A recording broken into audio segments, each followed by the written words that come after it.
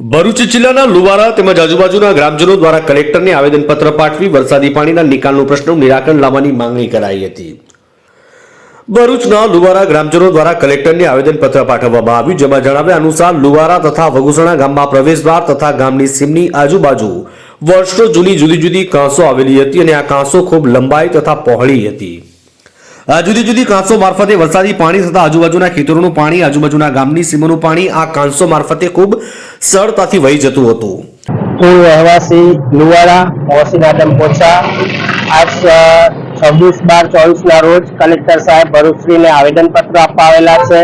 જે લુવારા ગામે વર્ષોની માંગણી બાદ એક બ્રિજ મંજૂર થયેલો છે, જેનું કામ ચાલુ છે।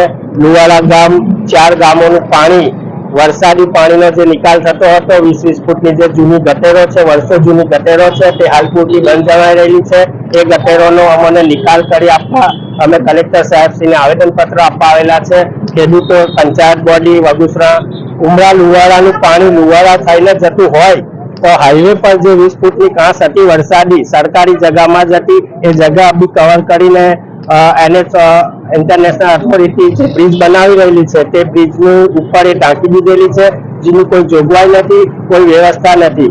આવનારા દિવસોમાં વરસાદી પાણી લુવારાની અંદર ભરાય, 200 થી 250 મકાનોની વસ્તી હોય, નાના નાના બાળકો હોય, કોઈક રોગચાળો ફાટે, રેલ થાય, આ તે એની બધી જિમ્મેદારીની અંદર અમને કોઈ હજુ નિરાકાર મળેલ નથી। આપ સાહેબશ્રીને મીડિયાના માધ્યમથી નમ્ર વિનંતી છે કે તાત્કાલિક ધોરણે સ્થળ નિરીક્ષણ કરી તમે આની અમને કોઈ જોગવાઈ કરી આપો। હાલમાં લુવારા તથા વગુસણા ગામના પાટિયા પાસે નેશનલ હાઈવે ઓથોરિટી દ્વારા નેશનલ હાઈવે 48 પર એક ઓવરબ્રિજનું કામ ચાલુ કરાયું છે।